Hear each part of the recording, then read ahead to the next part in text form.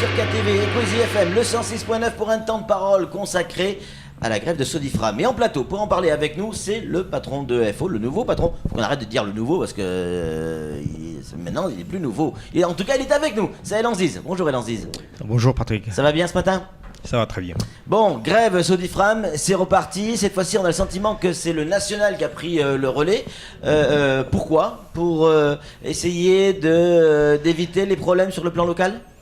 Ben, Patrick, ce n'est pas un sentiment, c'est une réalité. Hein. Nous, à Force ouvrière, comme j'ai tout le temps rappelé, c'est qu'on est une organisation fédérée et confédérée. Donc, il y a des branches d'activité qui se regroupent en fédération. Il y a au niveau départemental l'union départementale que je représente, l'union départementale Force ouvrière. Donc moi je suis représentant d'une union interprofessionnelle. Donc quand il y a des conflits au niveau local, tout naturellement celui qui doit s'en charger c'est la fédération. Ouais. Et donc moi je suis le relais entre Paris, la fédération, et le terrain. Donc, naturellement, la FGTA, Force ouvrière de Paris, doit être présent dans le conflit actuel parce qu'il s'agit, ici à Mayotte, d'une tentative de tuer le syndicat Force ouvrière de la Sodifram qui est affilié à la FGTA de Paris. Alors, une question, Elan Ziz, on est allé ce matin sur place pour voir un petit peu comment ça se passait. Pas grand monde, 10-15 personnes qui sont devant les dépôts, les entrepôts de la Sodifram. Comment vous expliquez qu'il n'y a pas tous les salariés derrière vous, ou une majorité des salariés? C'est l'inverse, c'est une minorité de salariés, essentiellement bureau FO. Ça veut dire quoi? Ça veut dire que les salariés de Sodifram ne vous suivent pas? Ben écoutez, c'est le premier jour, hein, Patrick, hein, donc on ne peut pas préjuger. Non, même avant. Souvenez-vous, quand il y a eu la manifestation, il y avait eu une contre-manifestation des salariés, ils étaient bien plus nombreux, qui eux voulaient travailler. Patrick, tu as la fâcheuse habitude de tout le temps travailler avec le passé. On est au présent aujourd'hui et on va vers le futur. Donc aujourd'hui au présent, c'est qu'on a une manifestation qui vient de se mettre en place. Donc on attend voir, on voit. N'anticipons pas, ne soyons pas pressés, Patrick. On a toute la journée, on a même toute la semaine. Donc attendons, il ne faut pas y aller trop vite en besogne.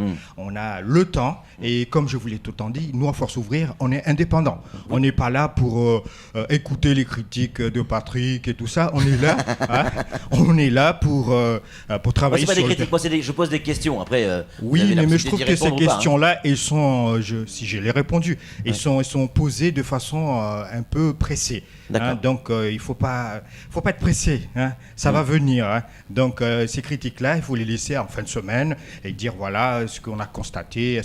Mais là, il y a quelques heures, Patrick, et vous venez mettre des critiques un peu acerbes. C'est juste une question. La prochaine fois, vous m'enverrez les questions qu'il faut que je vous pose avant et il n'y aura pas de problème.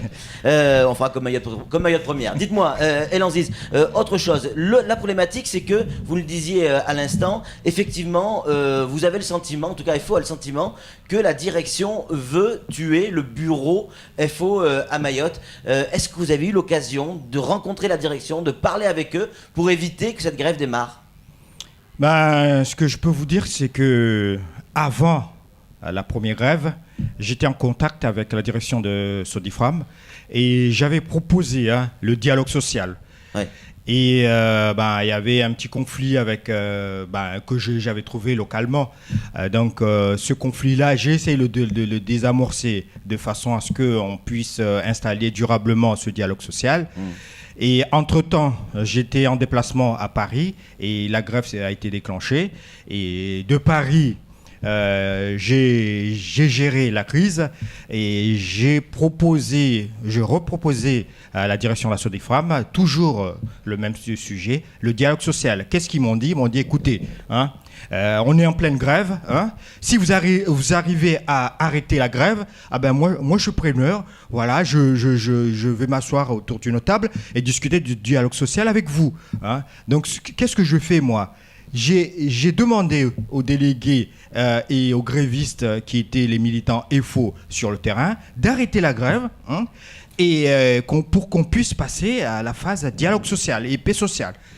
Et à la surprise générale de moi-même et de toute l'organisation Force ouvrière, Ils ont arrêté le vendredi. Le lundi, quand je suis arrivé ici à Mayotte, force est de constater que ce n'était plus un protocole de sortie de conflit, mais c'était un protocole d'arnaque. C'est-à-dire, la Sodifram nous a arnaqués. Il m'a demandé d'arrêter la grève pour avoir la paix sociale et le dialogue social. Et qu'est-ce que j'ai eu derrière? Un nouveau conflit. C'est eux qui ont initié le nouveau conflit. Moi, j'avais arrêté le conflit que j'étais même pas là. Moi, je suis tout nouveau. Hein. Donc, j'ai trouvé un conflit, je l'ai arrêté. Qu'est-ce qu'ils ont fait? Ils m'ont pas aidé, Patrick. Ces gens-là, je ne sais pas pourquoi ils viennent pas s'expliquer ici. Ils devraient s'expliquer devant les Mahorais. Et moi, je les accuse aujourd'hui de vouloir tuer l'organisation Force ouvrière. J'ai les preuves, je suis témoin de tout ça, parce que j'ai vécu tout ça, parce que j'ai arrêté une grève pour avoir la paix sociale, pour discuter avec eux. Qu'est-ce qu'ils ont fait? Ils ont refusé ce dialogue social et ils m'ont presque envoyé balader en essayant de licencier à tour de bras des délégués Force ouvrière pour effacer complètement Force ouvrière de ces magasins Sodifram et du groupe Sodifram, et pour que je sois dehors, que je ne puisse pas discuter avec eux. Ben écoutez, ça ne va pas se passer comme ça, parce que nous, on est une organisation syndicale qui est même représentée à Paris, tout ça, on est une fédération, on est confédérés. On n'acceptera pas que les jeux républicains de la démocratie soient bafoués par une direction qui, soi-disant, exerce son droit d'employeur, le droit de licencier, le droit de faire ce qu'ils veulent dans leur entreprise. Mais il y a aussi, je le rappelle, il y a le droit syndical qu'il faut respecter, parce qu'ici, on est dans la République, on est dans un département. Qu'est-ce qu'on reproche à Tanlabi et ses collègues de travail? Qu'est-ce que la direction reproche exactement? Pas plus ni moins que d'avoir organisé une grève qui a gêné la bonne marche. C'est pas tout à fait ce qu'ils disent. Ils disent qu'effectivement, il ne fait pas les horaires pour lesquels il est payé. Et il se retranche vers son mandat syndical.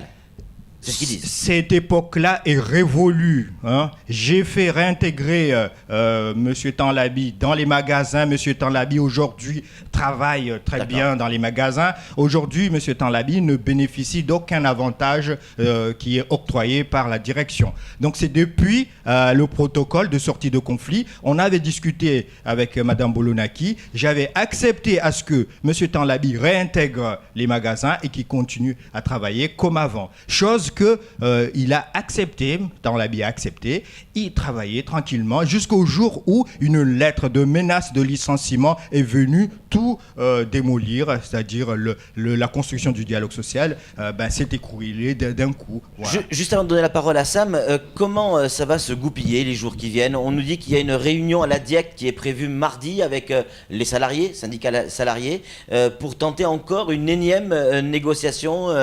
Quelles sont les chances d'aboutissement? Les chances, moi, Patrick, c'est que je t'ai tout le temps dit. Il va falloir appeler Mme Bolonaki ici, parce que c'est elle qui arrête on a envoyé un mail pour les inviter, dialogue social. On les a invités, mais pas de réponse. Ce n'est pas l'organisation Force ouvrière qui bloque les choses, c'est la direction de la Sodifram qui ne veut pas du jeu démocratique, du dialogue social. Et je le répète et je le répéterai toujours, nous on propose un modèle de dialogue social conforme aux exigences d'un développement harmonieux d'une entreprise telle que le groupe Sodifram. Donc aujourd'hui, eux, ils refusent cette proposition-là. Il faut qu'ils s'expliquent aujourd'hui ici. Moi, je ne peux pas préjuger d'une réussite quelconque d'une négociation, étant donné que les mêmes personnes résistent et ne veulent pas discuter, ils veulent se retrancher derrière leur décision qui est de licencier les délégués Force ouvrière, parce que ce sont ces mêmes délégués-là qui représentent le syndicat Force ouvrière au sein de l'établissement. Samuel Bocher, le rédacteur en chef de France Mayotte Matin, a une question à vous poser. Ouais. Le social au sein de la Sodifram est plutôt pas mauvais, contrairement à ce qu'on pourrait voir dans d'autres grosses enseignes de l'île. Ça voudrait dire donc que le travail de Tanlabi, de FO, était plutôt bon. Et c'est pour ça, selon vous, si je comprends bien, que l'on voudrait le dégager avec le bureau FO pour le remplacer peut-être par une autre force politique, peut-être la CGT, si c'est pas CFDT, que dis-je, j'en sais rien, mais justement pour qu'elle soit qu'il y ait moins de pression sur la direction au niveau social. Je suis tout à fait d'accord avec vous. L'analyse que vous faites, c'est complètement ça, la réalité. C'est qu'aujourd'hui, on reproche à un délégué syndical qui a travaillé dans le temps jusqu'à avoir un dialogue social presque parfait, Et là, aujourd'hui, tout d'un coup, il est devenu tellement mauvais qu'il faut le licencier. Et écoutez, il faut s'expliquer quand on change comme ça du jour au lendemain de position sans argument, sans motif et tout ça. Donc aujourd'hui, moi, je le répète, c'est que il y a un conflit à la Sodifram. Nous, l'organisation syndicale, on propose la paix sociale, le dialogue social. On essaye de trouver un terrain d'entente qui puisse satisfaire les deux parties. Mais malheureusement, force est de constater que de l'autre côté, la Sodifram ne veut pas du tout négocier. Merci beaucoup, El Anziz, d'être venu sur ce plateau, de nous avoir éclairé sur la situation. Oui, on réitère notre invitation qu'on a pu faire par téléphone, par mail, auprès directement de Monsieur Darkaoui, la direction de Sodifram, pour venir nous expliquer la problématique, histoire qu'on n'ait pas qu'un seul son de cloche, pas que le son de cloche des syndicats, on voudrait aussi celui de la direction. Donc Caribou, vous êtes la bienvenue, c'est tout pour ce temps de parole avec El Anziz concernant ce conflit naissant à la Sodifram. Tout de suite, la suite de nos programmes.